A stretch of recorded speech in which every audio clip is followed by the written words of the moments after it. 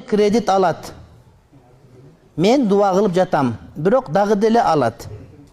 Анан маң ошондон бир нерсе же акча берет дейт. Сен эгерде чоңоюп калсаң, энең айт, эне мен сени багам. Сен арам алба деш керек.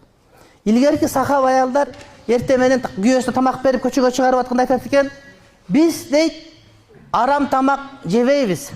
Тамак жебей койсок ачкачылыкка чыдайбыз. Бирок тозок отуна чыдабайбыз. Ошого алып келе турган тамагың адал болсун деп осуят кылып жөнөтөт экен илгерки аялдар. Ошон үчүн бул арам жаман. Имам Шафиден сурашыптыр. Имам Шафи, чоң адамсыз.